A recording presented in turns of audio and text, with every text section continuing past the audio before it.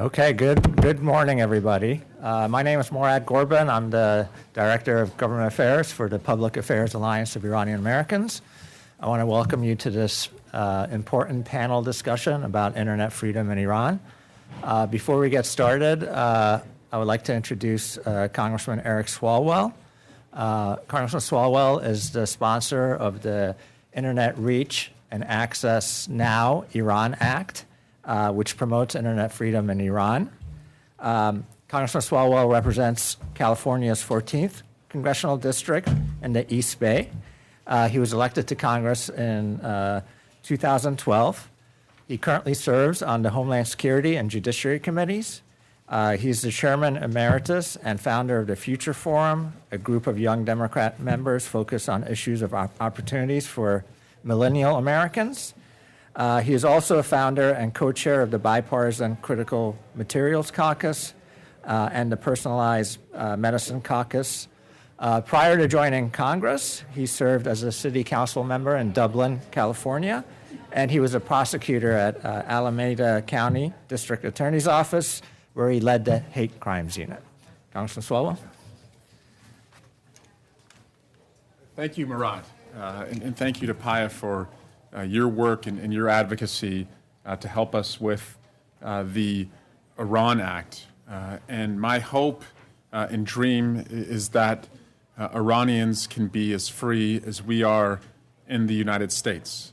And it's not a dream that is rooted in faith or fantasy. It's rooted in history, that in many of the lifetimes of people we know, Iran was a free and open democracy. Iran had a leader who would come to the United States and meet at the White House with a U.S. president.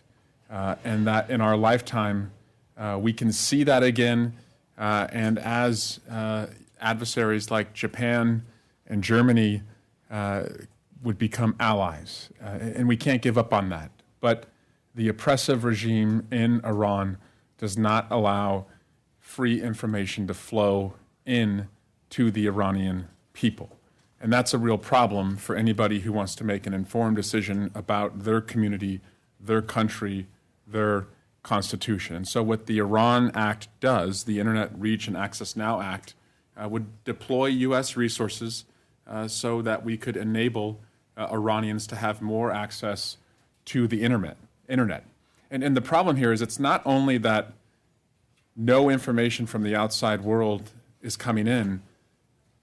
In a void, Iran is allowed to tell its own tale to its people through dis and misinformation about the reality they want to paint. And so it reinforces the regime's power using information as a tool. I also want to be clear, as somebody who served on the Intelligence Committee for 8 years, and I know the strength of our intelligence community, and I also know some of the risks of overreach. We are not seeking to tell the people of Iran who they should have as their own leader. That is a decision for the people of Iran.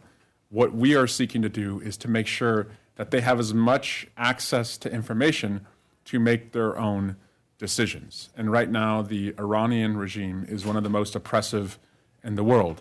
And it's not only oppressive within its own country. Because it limits information that comes in, its own people does not know about the chaos that Iran is exporting and the violence that it's exporting across the world. And we're seeing that right now play out in the Middle East.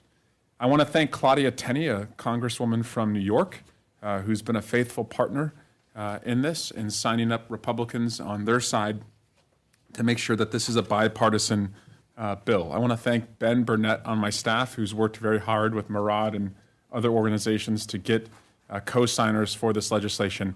And we have a little bit of a proof of concept in getting legislation passed in the House on Iran. I partnered with Jim Banks, a Republican from Indiana, last year on the MASA Act, to do more in the world of sanctions against Iran, and had success there. So we're building on that success, but it's really because people in the community or people in the human rights realm who care about what happens in Iran and are not going to give up just because the regime is more oppressive. The more oppressive the regime is, the right response from you and I in PAAIA is to be more aggressive in our efforts to export and enable freedom for the people of Iran. So thank you so much for the work you're doing. And Murad, I'm all in to try and get this passed and get it to the president's desk. Thank you.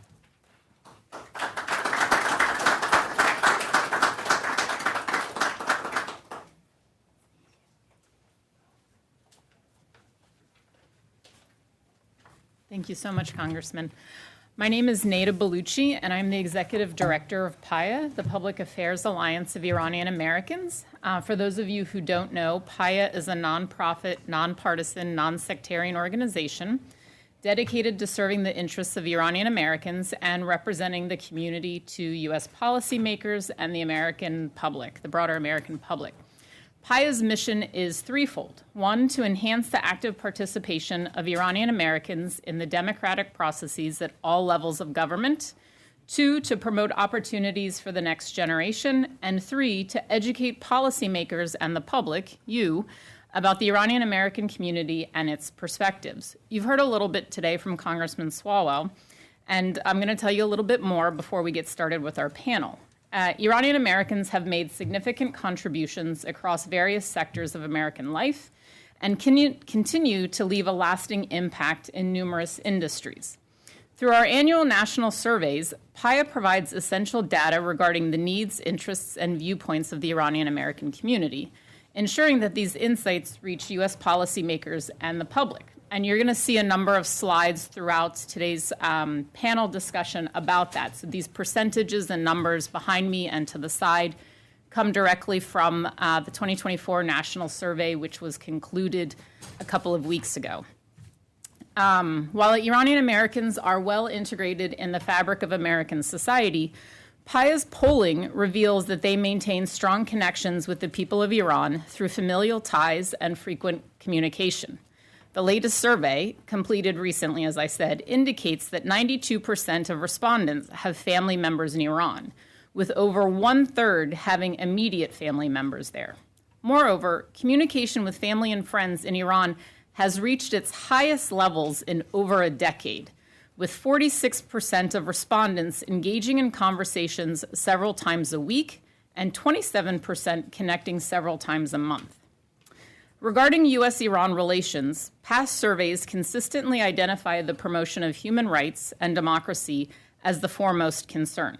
This year, nearly 90% of respondents expressed agreement that the Women Life Freedom movement will positively influence Iran's socio-political evolution. Furthermore, 93% believe the U.S. government should support the protests in Iran.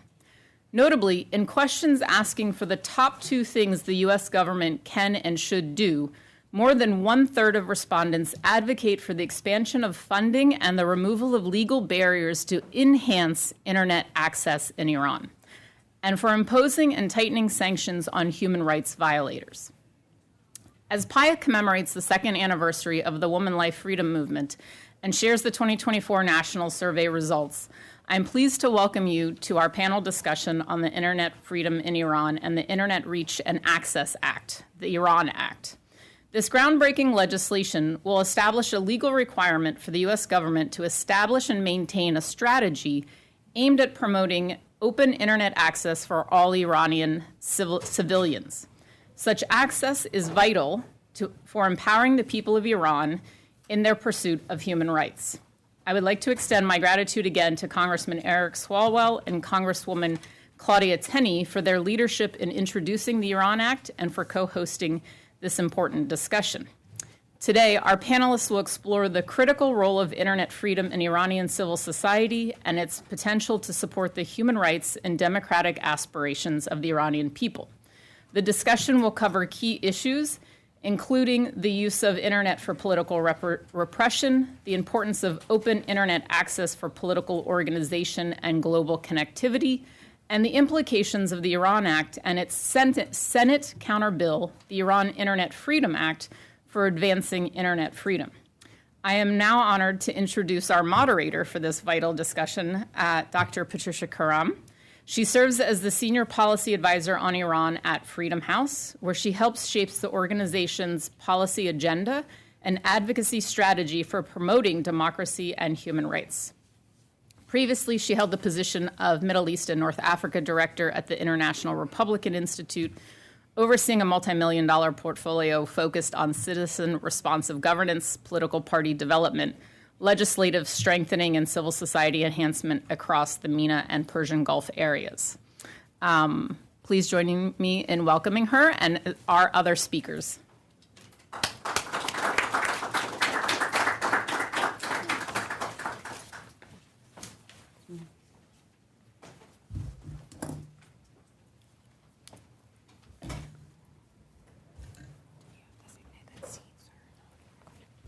Thank you, everyone, for being here today, and thank you, PAAIA, for organizing this event. As you all know, the Iranian regime employs, and as has been somewhat touched upon, the Iranian regime employs extensive censorship, surveillance, content manipulation, extra-legal harassment against internet users, making Iran's online environment one of the most restrictive. Freedom House's Freedom Index has rated Iran as, not surprising, not free, internet freedom-wise, with a score of 11 over 100. If you recall, anti-government protests, rocked Iran in September of 2022 after Gina Mahsa Amini, a Kurdish woman, was arrested by the morality police in Tehran for allegedly wearing her hijab improperly and was thereafter killed in custody. In response to the protests, which really continued during the coverage period, authorities really mounted a major crackdown by restricting internet access, blocking access to social media and communication platforms, employing surveillance, imprisoning internet users, and really responding with violence. Iranian internet users have nevertheless continued to use online tools to really oppose Tehran's repression. Today, for the first time ever, the Iran Act will really create a legal requirement for the USG to really implement a strategy to promote internet access for all Iranians. And really this is, you'll hear from our panelists, this is one of the most important steps that can be taken to support Iranians in their fight for human rights and democracy. Access to the open internet really benefits political organizing, allows for free flow of information, and connects Iranians not just to each other but to the outside world. We'll start by exploring the potential impact of this act with our distinguished panelists today, who I will introduce first, and then I will ask a number of questions. We'll have one or maybe two rounds of questions, and then we'll open it up for discussion. And during Q&A, I would simply ask you to just introduce yourself before asking your question. So first, Eric Novotny. I cannot see him, but you can. He received the 2024 Lifetime Achievement Award from the Atlantic Council for exceptional dedication to cyber policy, which has inspired a generation of leaders. He's presently Hurst Professor Emeritus at the American University. He's also the founder of the graduate program in cybersecurity. He's the former chair of the Department of Foreign Policy and Global Security and president of the faculty, former senior advisor on internet freedom for the U.S. Department of State, Bureau of Near Eastern Affairs. Simin Kargar is a researcher on human rights and technology. Over the past decade, she's really worked with a variety of private and public stakeholders on the interrelations of technology, geopolitics, and human rights in repressive environments. At the DFR lab, Kargar focuses on information warfare in the Middle East and the policy responses that call for it. She's currently a doctoral researcher at the School of Advanced International Studies at Johns Hopkins University. Ali Tehrani, on the other side, is a strategist and an analyst who specializes in internet freedom, journalism, and media innovation. this is a focus that really emerged during Ali's early career as a journalist in Iran. For the past 6 years, he's worked at FISAN, a global leader in the development of anti-censorship technologies. He holds a master's degree in data journalism from Columbia University and has studied statistics in Iran and digital media in Sweden. So I will first turn it over to Simin and ask you, maybe you can talk to us a little bit about how the Iranian regime is really suppressing through the internet, through disinformation, and through related tactics, and how really this regime has weaponized internet access and used the internet for political repression. Thank you so much, Patricia, and thanks to PAAIA for hosting and organizing this important event. So I would like to offer a brief history of internet filtering in Iran and really more broadly media and information control, and then get to the specifics of how suppression via the internet works. So this entire ecosystem that the Iranian government has built around internet censorship and media control is part of a broader fight over how information gets around, and that goes back to the early days of the Islamic Revolution back in 1979, with the government trying to get its hands on really a variety of mediums that would offer the people of Iran information that would otherwise not be endorsed by the government. We've seen this with publication of books, movie productions, really any source of information, you name it, and there has been a backlash by the government. And then fast forward to the early days of internet rising in Iran in the 1990s, the government quickly realized that this was sort of like a quote-unquote unexpected guest that would threaten the foundation of the Islamic Republic, because it would offer an alternative lifestyle, an alternative source of information to people of Iran that would not go well with the rhetoric that the Islamic regime was trying to promote.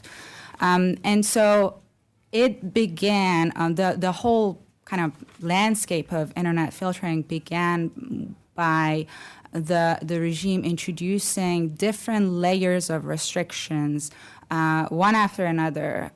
First by introducing legal restrictions, banning VPNs that are not endorsed by the government, and then setting up legal infrastructure.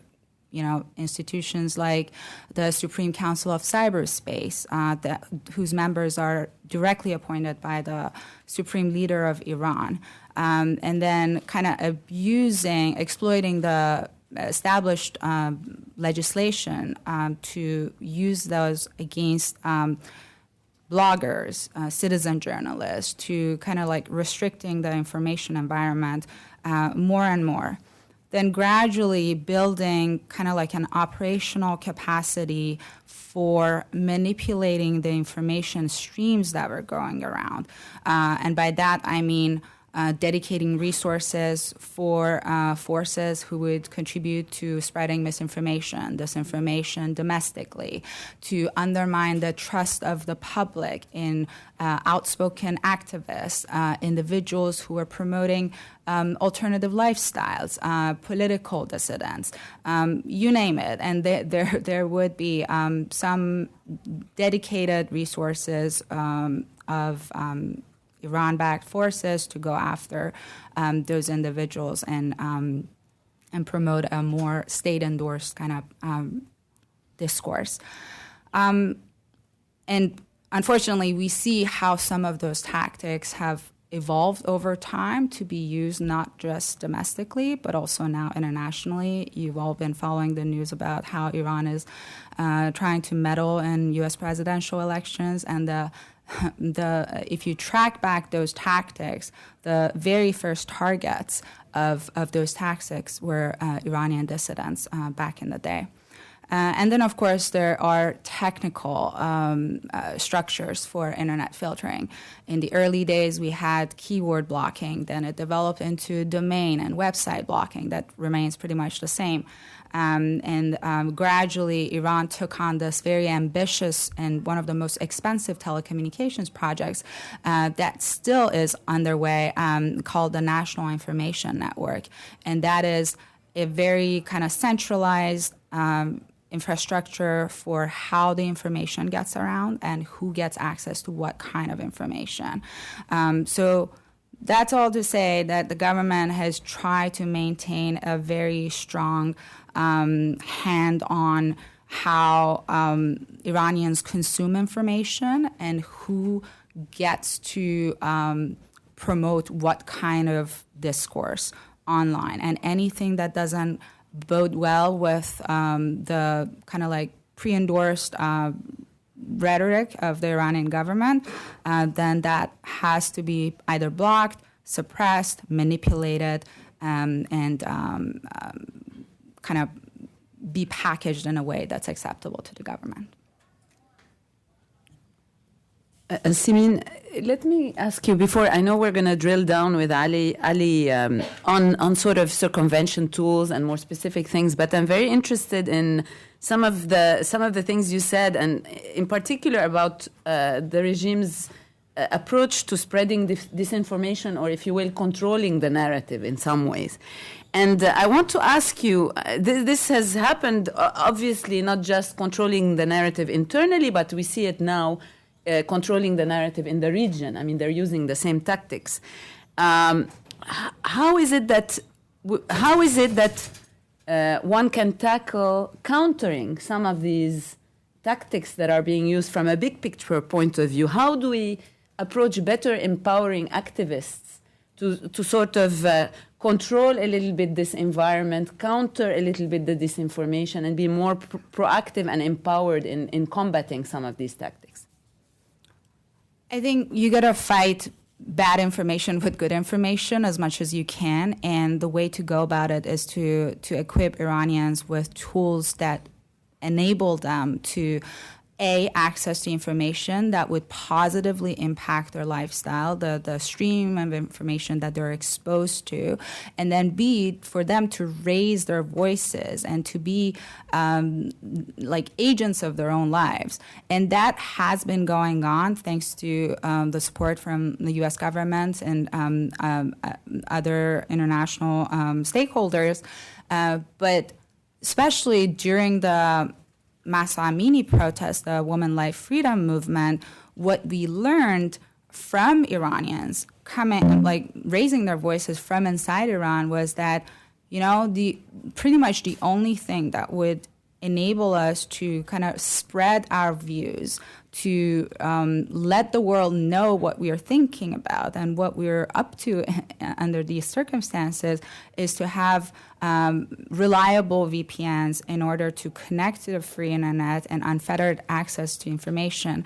Because over the years, I think Iranians have built this like two-way relationship with the internet. On one hand, obviously, they're using it to absorb information that influences their lifestyle, their political views.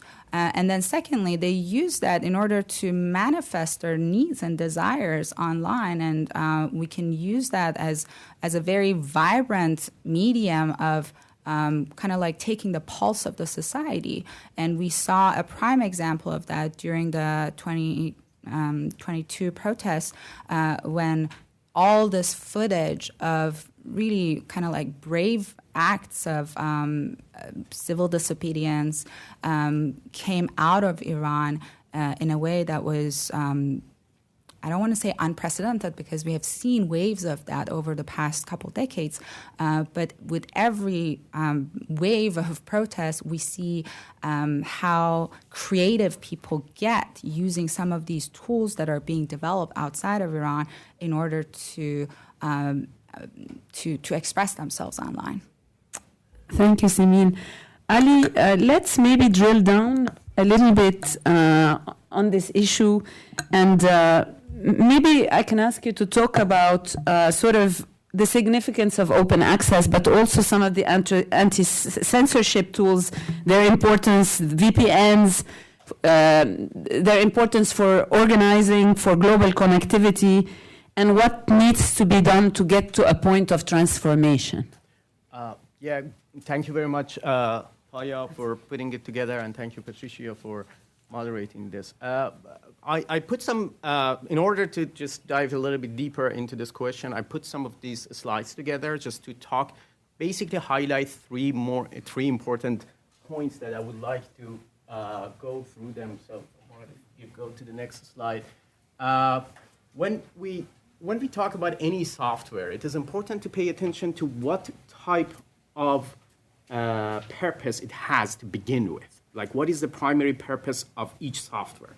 So when we're talking about commercial VPNs, it's usually security or connecting to a specific IP to watch a content or whatever. When we're talking about Tor, we are talking about like remaining anonymous on the internet. When we are talking about Siphon and tools, circumvention tools like Siphon, we are talking about anti-censorship at scale.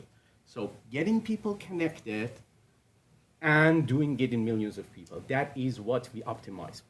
And basically that is as easy as this, either on their phone or desktop. They just see this and just get connected. They get connected to one of our 10,000 servers all across the globe, and from there to the open internet. In the next slide, you can see, I mean, there is no one country on the planet that there is no Siphon users. We have Siphon users even in North Korea.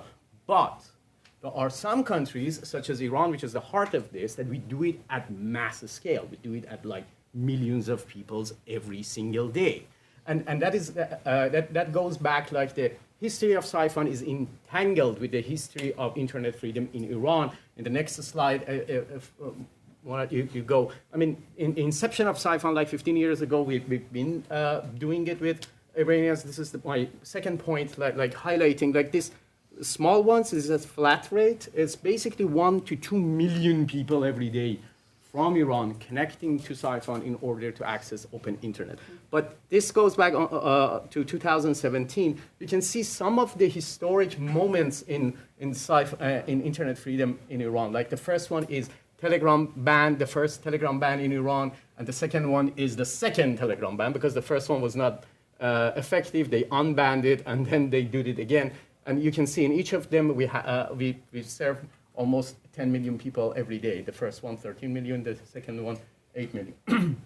There is another important one that everybody remembers in this room probably, November 2019, when the connectivity to the internet was very, very low. It's almost total shutdown. We're talking about only like 25,000 people getting connected.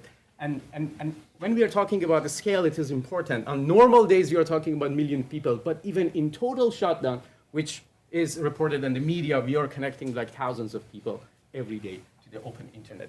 And then the next slide, I just highlighted like since the Mahsa Amini and Women Freedom Life movement, you can see here is when Mahsa Amini was killed by morality police. Here is Instagram being filtered, and this is the number of people coming to the network. After that, we picked at 9.7 million people on December 2019. And this dips, any of these dips, it is just the fight between censor and anti-censor and how we do it. And I just wanted to highlight this very last one here. It is just 200,000 people here, right, coming to the network to see what happened after Mr. Raisi's helicopter crash. And of course, in contrast with 7 million people, that 200,000 people is not that big, but that is basically what we do. And my final point here being the next slide, I talked about it, like the main purpose of Siphon is connecting people to the open internet. What they would like to do with that is not our business. They would like to go Instagram, they will not want a news or whatever. But at the point of the connection, we serve them a page or a message that mostly comes from our media partners, BBC, USAGM, Deutsche Welle, or civil society organization, and we show them a message. Again, that is also at the scale. We are talking about 10 to 20 million page views in Iran every single day. And in some of them, we just run a survey. We just ask them what they feel, which is, as a person who also lived on the other side of the wall, it's such phenomenal that we can ask people questions about what they think. And in the next one is just an example, a brief example of the a survey that we did 2 weeks before the last presidential election in Iran in collaboration with the organization Yaman, and we just asked people what they think about it. So I just wanted to highlight these 3 points before we get deeper into it. But to answer your question, Patricia, that is the way that anti-censorship and circumvention works in general. Sorry, I got too animated and walked. But this is basically, to highlight it in simple terms, it is a fight between censor and people who try to bypass this election, giving this weapon to people who would like to use it in order to access information. And Siphon being honored in one of them, Siphon definitely is not the only tool, but we tend to have the most numbers in Iran. Ali, let me ask you, I mean, this is fascinating. And I mean, your description of it being a fight between, it's clear, the fight between the censor and the people trying to bypass the censor. What needs to be done in this world of anti-censorship, circumvention, for this process to be more transformational? Because you have this balance happening now. What's missing, and what is likely to make it more transformational? So the writing the Internet Freedom Code is on organizations such as Siphon. But in order to run it on commercial network of internet, you need funds. You need to pay for that bandwidth. Any of these people getting connected to the internet, they are using bytes. And that bytes matter. That translates to cents and dollars that is spending in order to make these people connected. What happens if we don't have them? Simply, we have to shut them down. I remember right at the peak of that number that I showed you in December 2019, we were like doing everything that we could in order to keep Iranian connected. And Michael, the president of Siphon, is also in attendance. He was here and he said, Ali, I've made a call. Either we raise the money or I go insane. There is no way that I can cut these people. But that is it. Like, when it gets to the bone, we do whatever we can. But what changes is that money that we are talking about, like that funding that makes this possible on the backbone of commercial internet.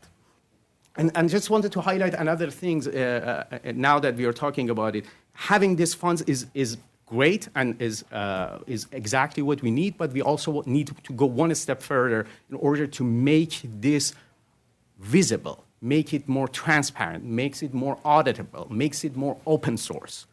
I mean, the idea of running an open source anti-censorship is like, how can you do it when censors are watching you all over? We have done it, and we can show that it is possible, and it has to be done in order to make the public funding more and more useful for Iranians inside the country. Thank you, Ali. Let me turn it now to Eric, and who has extensive experience in the policy field. And to ask you, Eric, what is the impact really of what, in your view, is the impact of the act in promoting internet freedom in Iran? And what really needs to be done still from a policy perspective? Okay, thank you. Yeah, I'd like to respond to that. It might take an entire semester to actually go through it, but let's try to do it in about 5 or 10 minutes. Both the House and the Senate bills are a welcome addition to the funding and operational plans for internet freedom worldwide, but specifically for Iran, of course.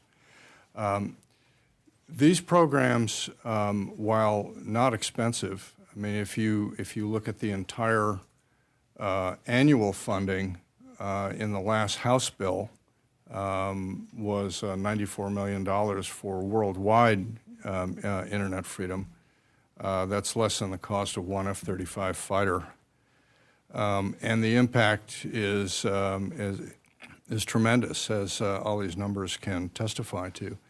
But it's a fulfillment of longstanding bipartisan U.S. policies concerning internet freedom. I mean, going back to the Universal Declaration of Human Rights, but also in the form of multiple congressional resolutions, some of which passed with unanimity, if you can imagine that, that have supported internet freedom in Iran. And it's not just the U.S. The U.S. is the founder and member of the Freedom Online Coalition, which at last count has 40 other countries that meet on the sidelines of the UN General Assembly every year. So part of this is, as Congressman Swalwell pointed out, to get information into Iran, but good circumvention tools can also help get information out, which is very important as well, so that the rest of the world can understand what is happening inside Iran, and also circulating information among Iranians inside Iran, which is also another component. So you really need to do all three: getting information in, getting information out, and circulating information around the country. On the government side, there are a number of agencies that have funded Iran-related programs. Out of that top line of approximately $94 million in total internet freedom funding, that's over a 60% increase of where it was, say, back in 2016. So Congress has put muscle behind this in the form of funding, although it's not always the case that the Iran portion of the funding grows as fast as the global internet freedom. I suppose that's an indication of the fact there's just more countries that have to be addressed in this fashion, I'm sorry to say. But nevertheless, Iran, because of its importance in American foreign policy, deserves special attention. What the bill also does, both the Senate and the House bills, is they call for a strategy led by the Secretary of State. Right now, there are operational plans, op plans, that the agencies that fund internet freedom get together and plan out how they're going to allocate their funds. That's largely an exercise to prevent duplications of effort and to divide up the work. But I would argue that a strategy focused on Iran would have a number of characteristics. We can debate how many we want and which ones are important, but I'd say there's at least four. One is that a strategy should include elements of transparency. That is, it should include perhaps open source software, and most importantly, where the spending and the programs and the projects by the implementing organizations are tightly coupled to the strategy itself, so that the strategic objectives are linked to the actual spending and feedback on the projects and their success.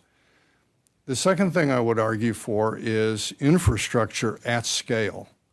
Ali mentioned truly impressive figures of 9 million, 10 million people a day.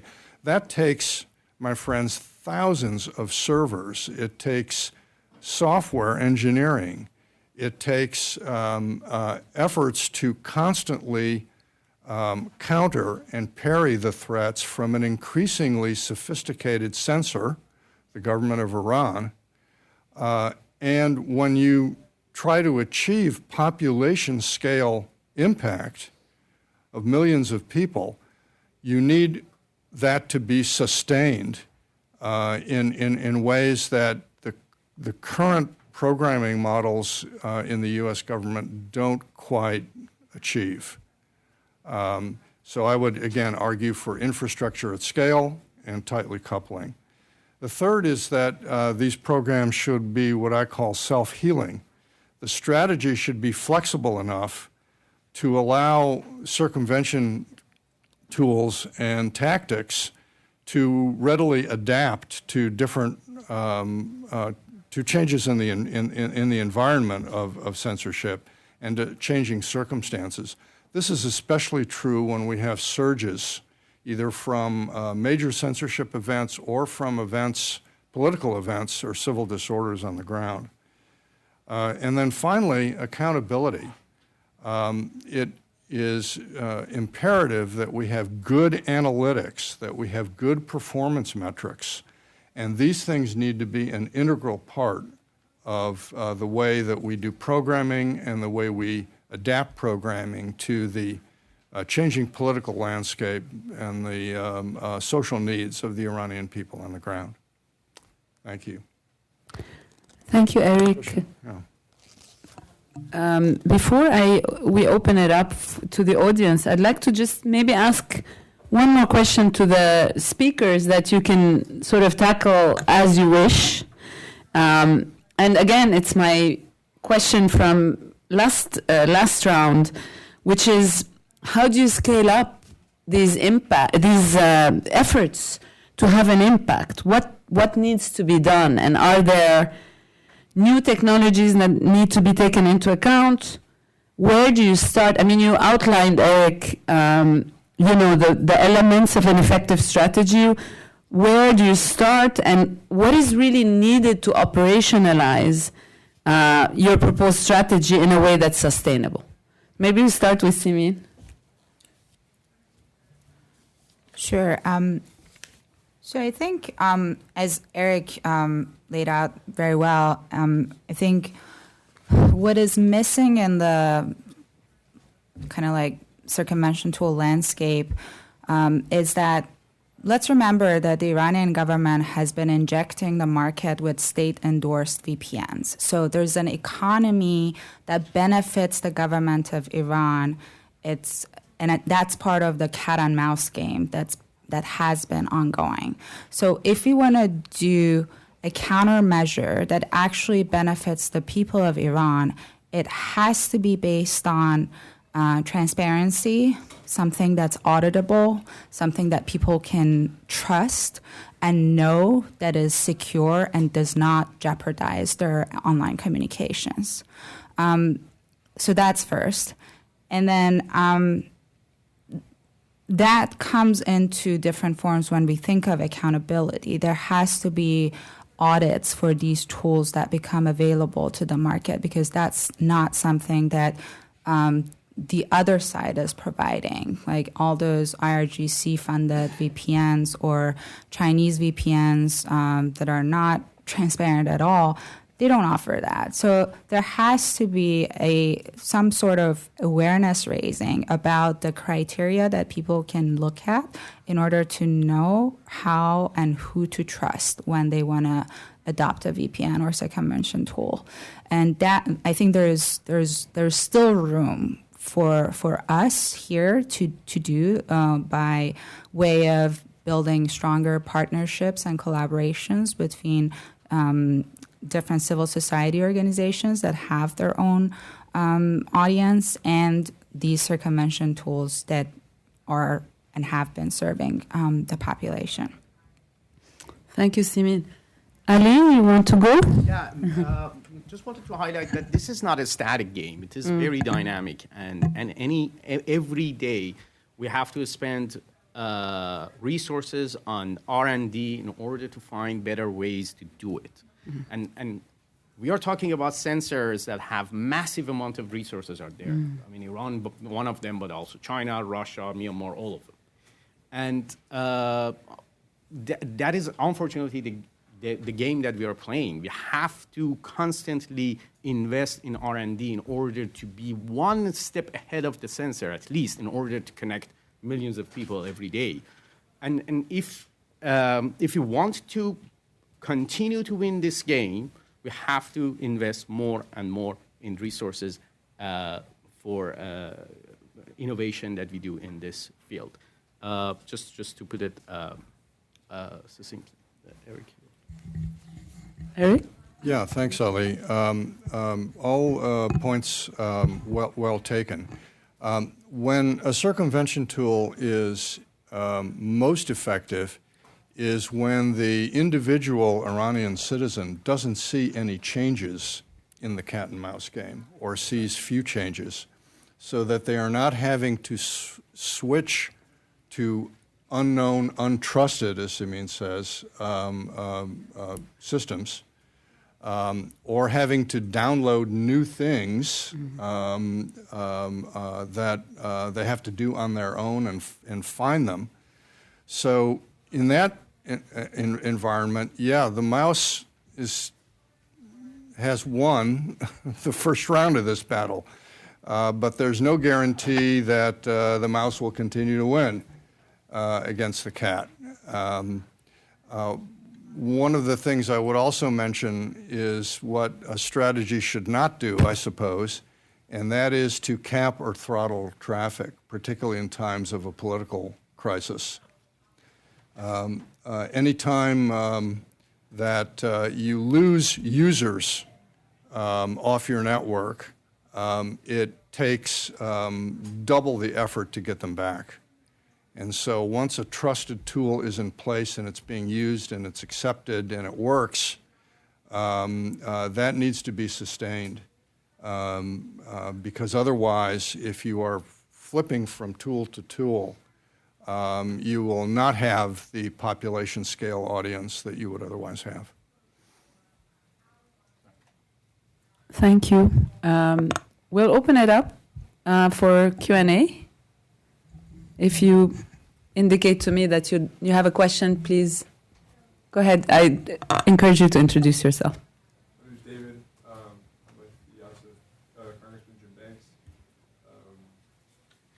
The panel discussed open source intelligence and how making these technologies open source is an improvement or somehow desirable. I'm curious to know a little bit more about how making these VPN technologies open source is going to help these technologies be more effective to achieve those three aims that you mentioned, getting information in and out, circulating it, and how I think you mentioned it would make federal funds more effective if the technology was open source. We basically believe that public money should be public code, and that is something that we have been doing for all of Siphon years. It is important to be open source because of many reasons. One is that once you make it open source, you make it open to other people to critique the code and also improve it. So you make it not just one person's job, you make it a community job. This number two is that people and experts can go and evaluate the code based on what it is. I mean, we are talking about, like, in some instances, we are talking about like opaque systems. Like, we don't even know like the number of people getting connected to one specific tools. So in order to make this more visible, we have to start from a place of open source. And that is where people and experts and tools such as Siphon can build on top of each other. Because we would love to have more people in the field in order to help us in this front, and even making a united front of anti-censorship tools is possible if we know what exactly other people are doing and how we are helping each other and doing that. And I'm not talking about like I'm definitely pro like making even the data, the number of people that getting connected even. More transparent, which is for Siphon is the case. But even if that is not possible for circumvention tools, I think starting from open source code base is the first big step. Can I ask a follow-up? Wouldn't the censors also have access to how the technology works, and wouldn't that complicate this cat and mouse game? That is definitely one of the arguments that people will put forward. But we believe, I mean, writing a code is something, making it open source is extra work. Right. It is extra work for every developer. It is extra work in order to make it open source, but without making it too open to the censor. this is one of the live experiments that we have from the inception of Siphon we have been doing, and we think it is possible if we can achieve the number of millions of users every day with open source code. We believe that is possible. Yeah, if I may, it's also possible if, let's say, you had proprietary software, the censor can still get their hands on it and they can simulate, how that circumvention works. So having open source is not by definition weaker. Okay, what it does is it builds a robust community, and it also. There are VPNs that are offered by the IRGC inside Iran. They are not open source. If they were open source, you'd find all sorts of interesting things in there, like backdoors and so on. So being open source is a way of raising trust. So I wanted to ask a couple of questions. Simin, you also do digital advocacy and human rights, and so part of the things that we've been talking about is not just only information going into Iran, but information coming out. So in relation to human rights, and because UNGA is ongoing, there is the fact-finding mission on Iran. So I'm wondering if you might talk about or have some information in relation to abuses and reporting that has come out of Iran in the last 18 months to 2 years through VPNs or, right, as a reminder into the weeds of it isn't just the dissemination of information out, but there are major projects, international justice campaigns that rely on information coming out of Iran. So if you have any of that. And then you had been talking about the cost of R&D. I know in some of our conversations, R&D is actually not the most expensive component of this. So if you would talk a little bit about what is the most expensive, why it's what that number one cost is, and maybe how this legislation can help bring some of that cost down, because this is about, right, tech companies not adhering so much to sanctions that they get in the way of civilians having access to the internet, but also the importance of maybe tech companies helping provide the access that you and other companies like Siphon need to get VPNs in. And I think that also might apply for you as well, Eric. Your thoughts on how we can measure accountability and also policy that might drive some of the tech companies to bring some of those costs, the number one costs down. Maybe Simin can start. Sure, I can go first. It goes without saying that in order to securely connect to any platform, that people need to share information about human rights violations is a sensitive topic, and it requires some research on the part of the entity on the receiving end of that information, be it a human rights researcher, an organization, or a fact-finding mission. And also on the part of the party who's sharing that information. I have been fortunate to have helped both sides, and it's always a balancing act, I would say, because there's a question of, okay, what sort of tools do people have access to at that moment in Iran that's not throttled, that's not being blocked, and then they can reliably connect to in order to either get on a Skype call, a Zoom call, or talk about the issues that they want to share. And then similarly, on the receiving end of it, how can the people who are interviewing those individuals trust that this tool that they're connected to for the purpose of that call is not going to compromise any sensitive data. And that goes back to the point about trust. How can people trust a brand of circumvention tool? What kind of work has gone into that sort of brand recognition prior to any sort of wave of protest happening? And then what kind of trust building almost in real time some of these tools can do in order to promote certain features that they offer to human rights workers, researchers, and those who have been on the receiving end of these violations. So it's a constant kind of work. It requires communication on the part of the tools. It requires awareness raising on the part of the human rights community, and then some sort of research on the part of the people inside Iran. And so something that we could all probably dedicate more resources to is also help people understand how they can find and trust the tools that they can effectively and securely use when there's a moment of crisis like that. Ali, you want to tackle your question?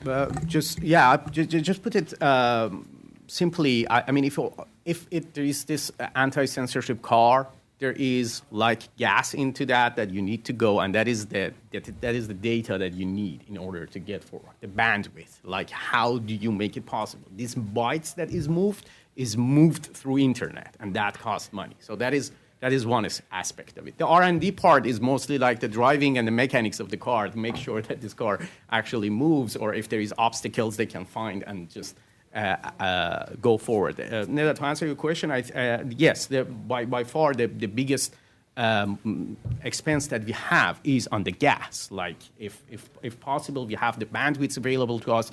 That would be amazing. And through public-private partnerships that has been happening, we do our best, and on whatever source of resources available, we will be very happy to do that. But in our history, usually, like I should thank people from Department of State nearest agency that has done great, moved heaven and earth when we needed something very last minute because of unrest in Iran, in order to make that just deliver the gas in order to car not to stop. But yes, in short, the gas and the bandwidth is the most that we need.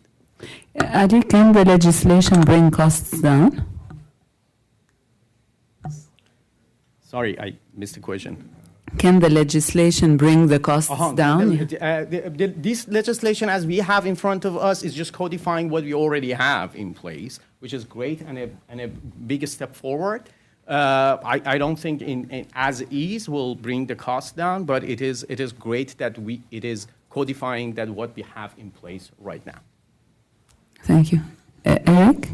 Yeah, it may not bring the cost down, but it takes the pressure off, is what it does, particularly in this dynamic environment where you have surges and censorship events.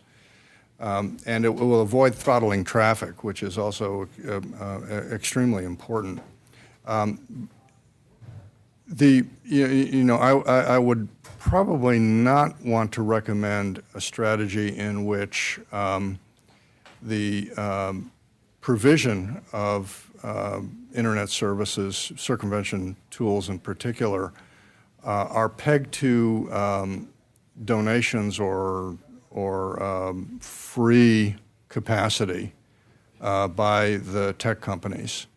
There is a whole nother discussion about how sanctions play into this, and whether the 2 general licenses that have been issued by the Treasury Department are adequate for these types of things. But quite honestly, as long as Iranians, and I'm not advocating changes in the sanctions regime, but as long as Iranians can't pay for things, and they're not going to get the benefit of advertising or other sources of revenue on the internet, that funding has got to come from somewhere else. And it really needs to come from government and private organizations that want to partner with government to keep these networks alive and functioning.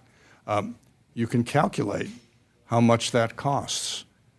You can calculate fairly accurately how much 1 gigabyte costs to move from here to there. You can then translate that cost into what a monthly active user would require, and and then back into funding in an appropriate way. Go ahead. Can you please also introduce yourself? Yeah. Thank you for the great panel. Sarah Shirzad, the Radio Foundation. I'm actually running this portfolio of programs in spaces where we call them closed and closing societies, Iran, China, and ultimately now Afghanistan. And so for us, internet is the only way to access our participants. This is the way we conduct our programs, interact with students. So providing the type of knowledge in case of Afghanistan, for example, I know that we're focusing on Iran, but like there are some extreme spaces right now where there is no access to certain education for women, for youth, for persons with disabilities, and internet is the only way to create that connection. For the case of Iran, I think in the absence of any international journalists inside the country, we have all these video clips from Iranians during the recent Masa Amini movement. The only reason why we were able to, cover, to capture the story of some of the people who were killed, including, Sarina, was because there were Iranians connected to internet, connected to the international world through this very small window, and that's how they could, share what was happening to them. So I know that, I really appreciate all the data, like why Iranians outside of the country, Iranian Americans need to access, because they need to be in contact with their families and everything. But, as I think Neda's question also pointed, and Simin, clearly talked about it, like it's a huge need for people in these countries to get connected to the world where sanctions, internet censorship, all the crackdowns of their own governments limit them, for obvious reasons. And it's something also Eric pointed out in his remarks. Other questions? Wait, go ahead. There's a mention about sanctions, and I see it's one of the main points or one of the main objectives of the Iran Act, rather. I imagine sanctions, you don't want sanctions against companies like Saifan, so they can operate within Iran. There was a mention about how sanctions also reduce Iranians' capacity to pay for these services. I'm just curious generally how sanctions play into this, and how we can, and the idea behind ensuring that sanctions don't interfere with the efforts of this act. Right. Well, in General License D1 and D2, there are lists of software and hardware that can be supplied to consumers, essentially ordinary users. For programming that is funded by the U.S. government, the agencies in question, DRL, NEA, and so forth, have their own OFAC licenses, so they can do programming as well through these implementing organizations. What that leaves is a gap with the big tech companies that don't trust 100% a general license from the U.S. government, but they have no real incentive to get their own OFAC license because, again, they can't generate revenue from Iran. And so there's a bit of a disconnect in that respect. I suppose if tech companies saw advantages and wanted to do the right thing and trusted general licenses, that would be okay. We're going to come up with another technological change very quickly, and that is in satellite communications. That will allow expanded access. And it's very important that we get ahead of that. We didn't mention that so far in the panel, but that's a very, very important element for the future of internet freedom. Ali, do you want to add anything? I think Eric just said it beautifully. I just want to say that the fact that there are sanctions on anything, and then they say that, oh, you're not subject to this, is not enough. To Eric's point, if there is no revenue, there is no incentives from Googles and Amazons of the world to put a massive legal department there to deal with the tiny business of Iran. So I think these things matter a lot, but we have to zoom out a little bit if you would like to solve the problem. Just to maybe also follow up on this and kind of explain for folks, if you would, there was a time lapse between DL1 and DL2, and basically DL2, I have to say, PAAIA and particularly Murad was pushing for DL2 for a number of years, and it did not come until Mahsa Amini's death and the shutdown and your spike. So by codifying matters, wouldn't it help in pushing a next general license? Right? If there's a comprehensive strategy to be proactive, wouldn't the U.S. government then maybe have a DL3 prior to another protest or another shutdown? And then wouldn't that also subsequently reduce the costs for the State Department and Saifan and other tech companies to provide the bandwidth and the VPNs to do the reporting in the initial weeks after such a protest starts? Yeah, it certainly might do that. Having written DL2, I can say that there was the aperture opened a bit, and that was welcome. I'd say in this context, a DL3 should probably be coupled to whatever the strategy is that is laid out in the House bill, so that again we can get these things aligned in a way that matches the sanctions, the relaxation of sanctions in certain cases, the strategy, and the implementation. Okay, so that would be my recommendation: is keep all of those things on the table when the strategy is being formulated. Can I ask you one other quick question? It took about, I think if I'm not incorrect, about 7 years between the general licenses before, and we're 2 years out of DL2. Do you have any time estimates on the general licenses? Well, I'm not directly involved in that now. I would say that there are some technological developments that probably have to be addressed, fairly soon, and there are some movements within some of the larger tech companies to support Iranian programming in some of these public-private partnerships and the White House call to action and so forth. That probably needs attention as well. So I would say continue pushing. Because it's going to be necessary to upgrade the general license again very, very soon. Any other questions? There is one here. Oh, yeah. Sorry, I can see. Yeah, go ahead. My name is Nagar, and I just had a question. Would Iranian civilians be put at risk by using the internet provided by this act if the regime were to find out? And I know that there's probably going to be firewalls and security measures, but if the regime was able to hack, then what kind of safety? The easy answer to that is that safety in numbers. Like when 7 million people are using it every day, there are chances that putting 7 million people in jail is almost zero. If a specific group of journalists or activists would like to be targeted, and that is a different story. But to general people using it, when millions of people are using it, even my 75-year-old mom has 12 VPNs on her phone, so it is very unlikely for her to be arrested for using VPNs. Simin, do you want to?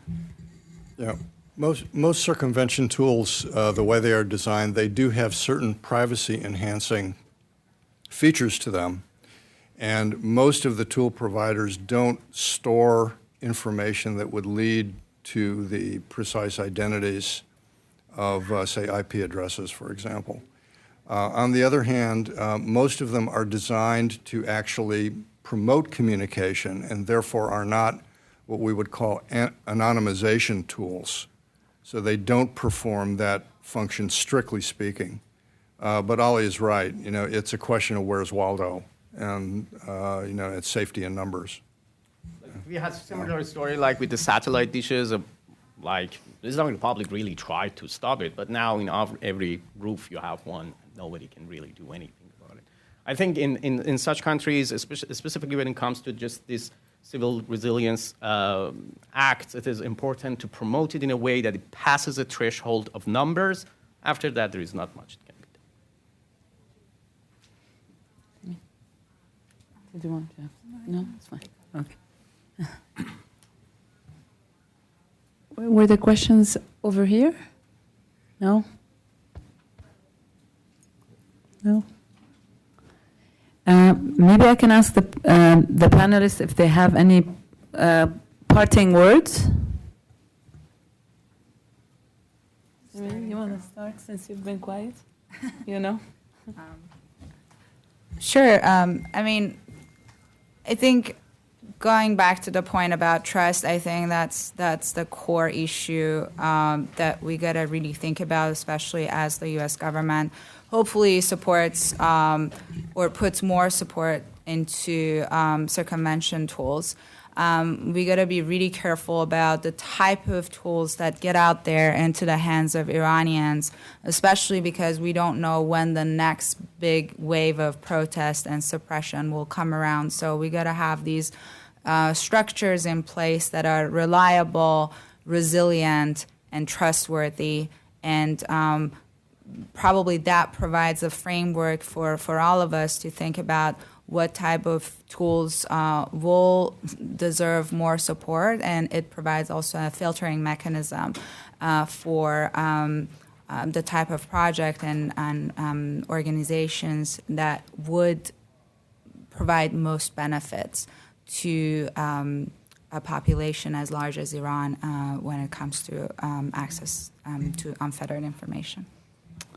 Ali? Yeah, just highlighting what Simin said, I think it is critical to be proactive in these matters. You never know what is the next time that you actually need it. And I just want to thank Congressman Swalwell's office, particularly Ben, for being proactive about it and just taking the action before anything in Iran happened and having everything ready when something happens. It is important to be there and just do the work.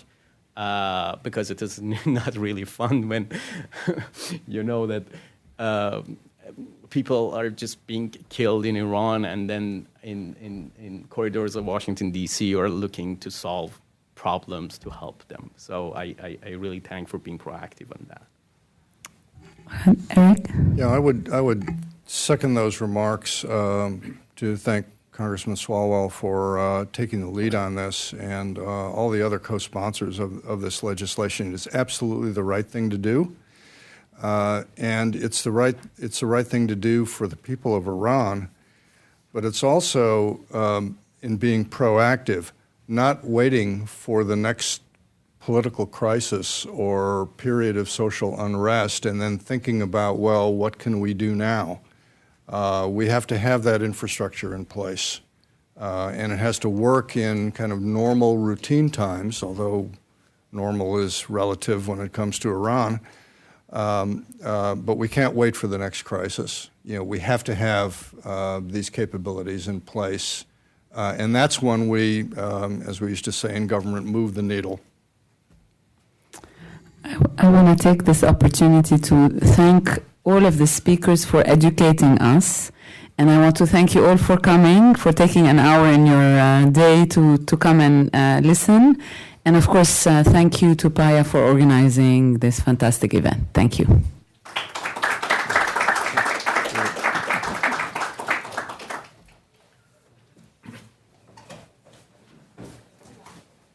Thanks very much. Yeah, okay.